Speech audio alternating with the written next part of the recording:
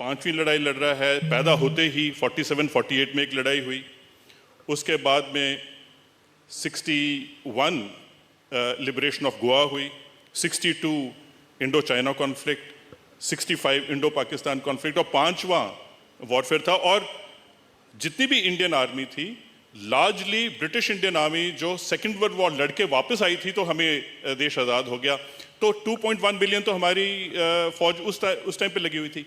तो पहले 24 साल में जितने भी सैनिक थे वो इतने ज़्यादा एक्सपीरियंस थे और उनकी नेचर ऑफ वॉरफेयर ही 24 साल में बदली होते होते हमने शिकस्त भी खाई 62 में, 65 में बड़ा अच्छा इंडियन आर्मी ने प्रदर्शन दिया, लेकिन 71 was a decisive victory, unparalleled in the world. I think nowhere any country has fought this kind of a war when 93,000 prisoners have been taken. India fought on two fronts. Today we keep talking about two fronts. Of course, it was one nation, but we fought on two fronts. So therefore, our strategy had to be balanced between the two. How much force levels to be employed in the east and how much to be employed in the west. In fact, Pakistan की strategy उस time पे ये थी, वो बोलते थे कि the defeat of India will not lie in the east, but it will be in the west. So their entire strategy was to attack India from the west, so that the pressure is released from the east. But पिछले 50 साल में हमने एक Kargil conflict लड़ा, लेकिन आपको मैं बताऊं, आप थोड़े कुछ फिगर्स दे रहे थे, हमारी कन्वेंशनल वॉर्स में तकरीबन 10 से 11 हज़ार की कैजुअल्टी मानी जाती है। और आज जहां प्राइम मिनिस्टर और डिफेंस मिनिस्टर रीत ले कर रहे हैं नेशनल वॉर मेमोरियल में, total casualty of the Indian army post independence has been approximately 27,000 troops. So where have 17,000 troops gone if the conventional wars were not fought? 17,000 troops have also been fighting on the borders and also in proxy war. And therefore, between the conventional wars and between 1971 and now, Indian Army and Air Force and Navy have constantly been engaged in operations. The nature of warfare has undergone a change. Geopolitics has undergone a change. The alliances have undergone a change. पहले तो पूरा western world हमारे बरखिलाफ था 1971 में. आज पता नहीं थोड़ा शिफ्ट हो रहा है, हम क्वाड की बात कर रहे हैं, लेकिन चाइना हमेशा हमारे बरखिलाफ रहा, पाकिस्तान हमेशा हमारे बरखिलाफ रहा. ये दो चीज़ें बरखिलाफ रही, बाकी जियोपॉलिटिक्स चेंज हो रहा है. तो नेचर ऑफ वॉरफेयर, टेरेन वही है, लेकिन तरीके बदली हो रहे हैं, टेक्नोलॉजी आ रही है. So that is the future. Let's examine that. Nature of warfare, General Singh. When I was growing up, हम proxy war की बात करते हैं कि nature of warfare has changed. आजकल ideological warfare की बात होती है, radicalization, anti-terror operations की बात होती है, cyber warfare पे आ गए हम, narrative warfare पे आ गए हम, technological warfare पे आ गए हम.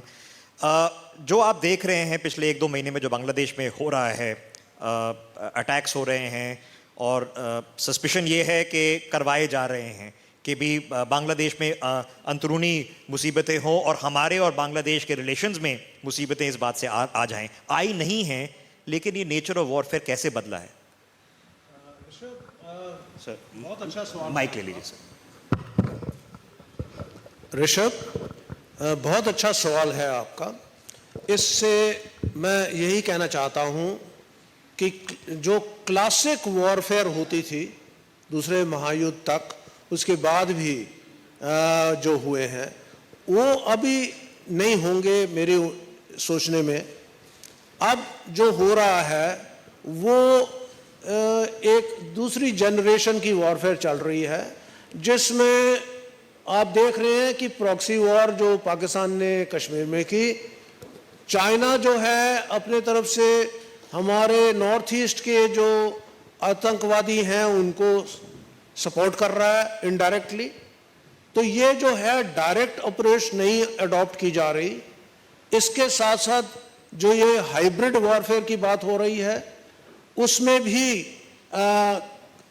नॉन स्टेट एक्टर्स का रोल आ रहा है और देश डायरेक्टली नहीं कुछ कर रहे, पर देश को कमज़ोर करने, हमारे देश को कमज़ोर करने की कोशिश कर रहे हैं.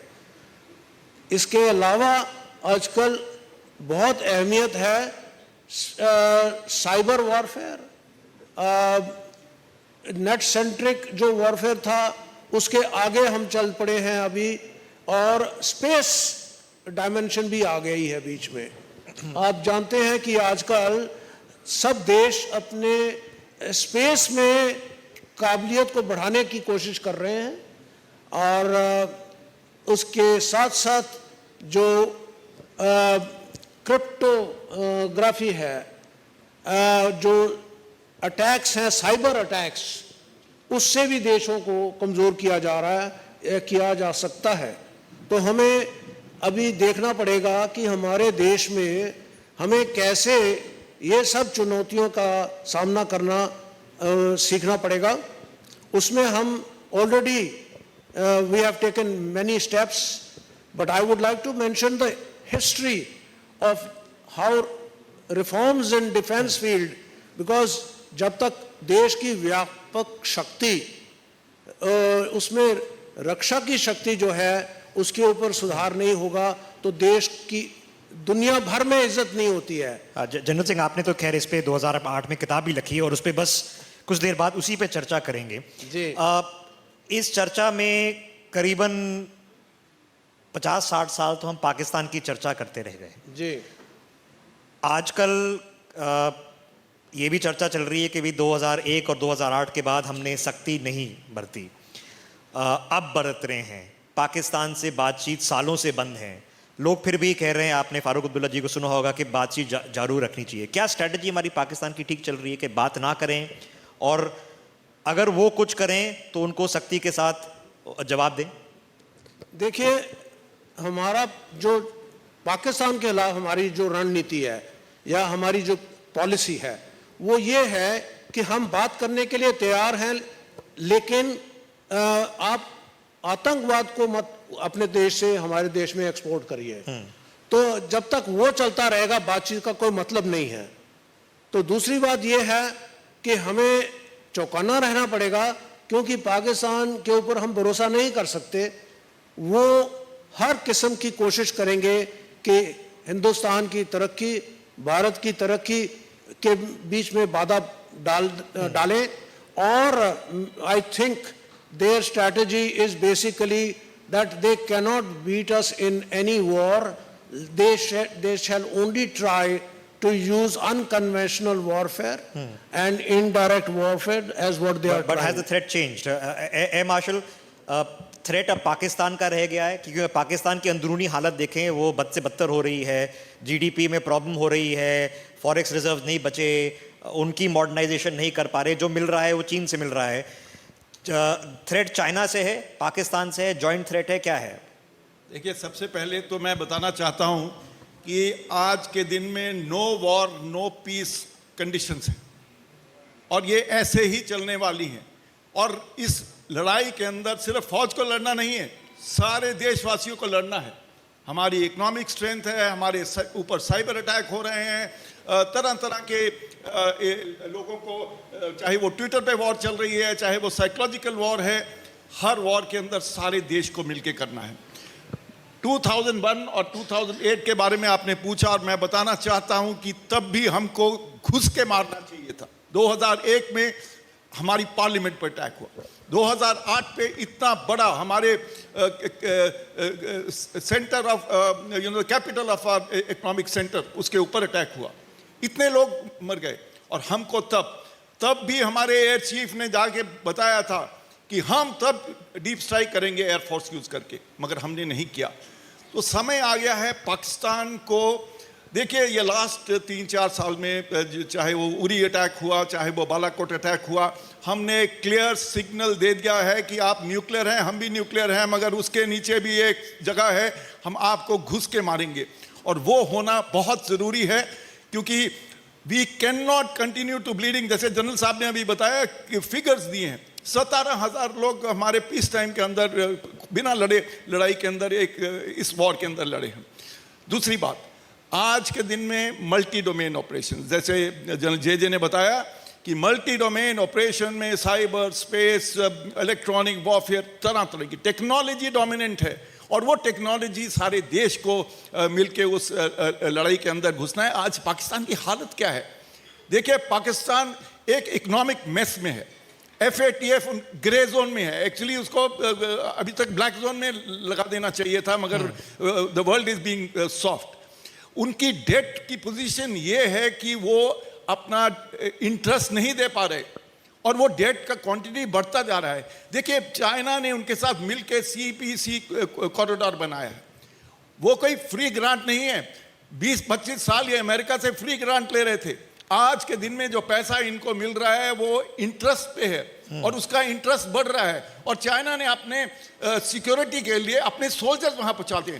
आज सवेरे की खबर है, कल की खबर थी, ग्वादार के अंदर बलूचिस्तान में लोग सब उठ के खड़े हो गए हैं क्योंकि लोकल बलूच को कुछ नहीं मिल रहा है। सारा पैसा इस्लामाबाद और रावलपिंडी को जा रहा है। तो इसलिए जो पाकिस्तान हैंडल करना है वो एक डिफरेंट कैटल ऑफ फिश है। वो अंदर अंदर से गल रहे हैं और अंदर अंदर से मर रहे हैं। आज आप जिक्र कर रहे थे ग्वादर को हक दो प्रोटेस्ट चल रहे हैं, हजारों लोग वहां पर तैनात हो गए हैं। जनरल पन्नू, रण फ्रंट्स वॉर की चर्चा नहीं कर सकते जब तक हम चीन पे चर्चा ना करें। हमारे पास समय तो घंटों का होना चाहिए इसके लिए, और हम आप लोगों के साथ क्वाइट ऑफन बैठते हैं इस पे चर्चा करने के लिए। क्या बदला है पिछली मई जून से और अब जो साल खत्म हो रहा है 2021 में? ऋषभ, पिछले साल बहुत चर्चा हुई कि चाइना ने अपने ट्रुप्स को LAC के आगे अपनी क्लेम एरिया में भेज दिया और इंडियन आर्मी ने भी उसको रिएक्ट किया। गलवान की जो क्लैश हुई सबको इसके बारे में मालूम है। लेकिन एक इंडियन रिएक्शन को देखते हुए चाइना ने ये समझा कि ये ऑर्डिनरी बैटल नहीं होगी, क्योंकि इंडिया ने ये सिद्ध किया कि ये पूरी तरह तैयार है। India is not proactive. We don't take offensive into our hands in a proactive strategy, but the moment we know that the adversary is trying to push us, वो सलामी स्लाइसिंग तो करता है लेकिन उसकी हमें स्ट्रेटजी मालूम है। तो जैसे ही हमारे जो ट्रुप्स हैं, हमारे ट्रुप्स का एक्सपीरियंस ये है कि हम हाई एल्टीट्यूड और सुपर हाई एल्टीट्यूड में बहुत सालों से हमारे ट्रुप्स डिप्लॉयड हैं और लड़ाई भी लड़ी है। कारगिल के उनको पूरा एग्जाम्पल सामने है कि Indian army will not step back from reclaiming any territory, whether it is a high altitude, super high altitude, or even in extreme difficult and weather conditions.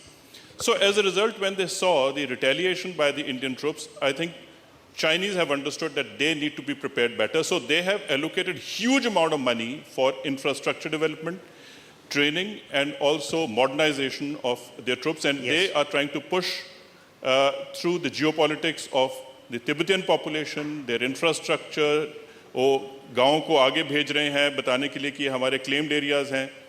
और ये जो LAC को वो LC में convert करने की कोशिश की जा रही है, which is a bit dangerous, but I think Indian Army is more proficient in handling LC kind of a situation.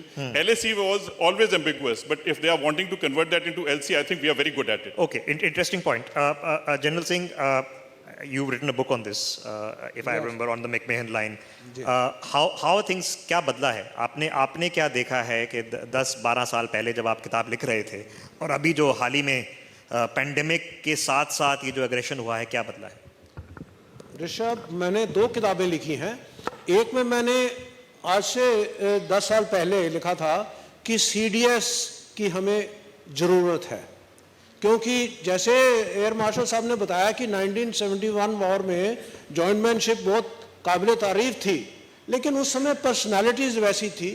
Prime minister was strong, army chief field marshal Manekshaw वो भी एक अच्छी पर्सनालिटी थे, प्रोफेशनल थे, बहुत उनको मानते थे लोग, और वो दोनों दूसरे सर्विस चीफ्स को साथ लेकर चले। और गवर्नमेंट ने भी, गवर्नमेंट की सारी ऑर्गेनाइजेशन ने भी सपोर्ट किया। तो कहने का मतलब है कि 1971 war was example where it worked, but institutionalise नहीं था।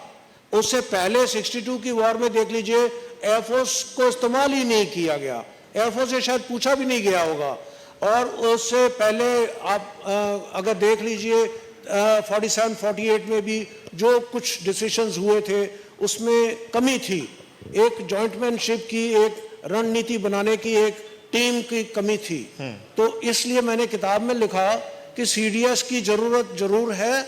और आज से 10-12 साल पहले जब मैंने लिखा उसमें यह कहा था कि ये सीडीएस को बनाने से पहले हर आर्म फोर्सेस को इंटरपोस्टिंग करनी चाहिए। दैट मीन्स आर्मी के ऑफिसर नेवी में सर्व करें, नेवी के कुछ ऑफिसर एयरफोर्स में सर्व करें, इस तरह से उनको ज्ञान होगा। अभी कल को आप सिंगल पॉइंट एडवाइजर लगा दीजिए किसी नेवी के ऑफिसर को, ये नहीं कि वो ऑफिसर काबिल नहीं है, लेकिन उससे कोई पूछे तवांग कहाँ है, किबिठू कहाँ है, आप गलवान वैली ले लीजिए, उसे उसका ज्ञान नहीं होगा, तो उसकी तैयारी हमको करनी चाहिए। तो अभी भी हमें शुरू करना चाहिए, जो मैंने उस वक्त सजेस्ट किया। जनरल सिंह, आप एक छोटा सा इंटरजेक्शन करूंगा क्योंकि आपने सीडीएस की बात करी। इस पे चर्चा करने से पहले इस इंडिया न्यूज़ मंच से एक जनरल रावत और हमारे 13 और शहीद को एक छोटा सा ट्रिब्यूट, छोटी सी सलामी ज़रा सुन लेते हैं।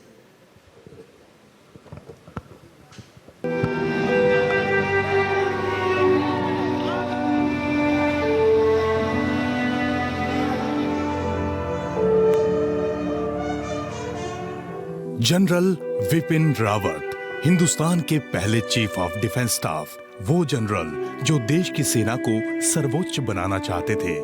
वो कहते थे कि हिंदुस्तान एक बार में 2.5 युद्ध लड़ सकता है, चीन, पाकिस्तान और आतंकवाद तीनों को कुचल सकता है। उन जनरल विपिन रावत की गिनती देश के बेहतरीन सेनानायकों में होती है। बतौर सीडीएस सेना के तीनों अंगों के बीच कोऑर्डिनेशन, सेनाओं का आधुनिकीकरण और तकनीक के मामले में दुनिया के बेहतरीन डिफेंस स्किल से लैस करने का सपना लेकर वो दिन रात मिशन पर लगे रहते। ऐसे जांबाज जनरल के लिए 8 दिसंबर की तारीख दुर्भाग्य लेकर आई। तमिलनाडु के कुन्नूर में उनका हेलीकॉप्टर क्रैश हो गया और जनरल विपिन रावत को हिंदुस्तान ने हमेशा हमेशा के लिए खो दिया। उनके अंतिम दर्शन के लिए देश के तमाम राजनेताओं का आना और अंतिम यात्रा में आम लोगों की भीड़ का उमड़ना एक इतिहास बन गया।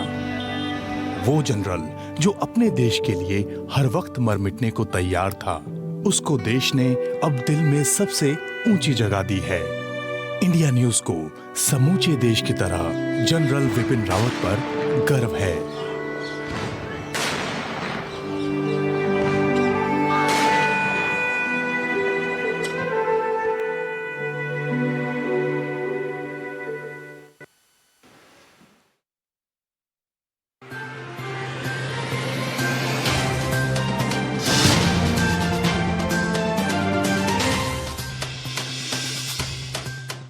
साथियों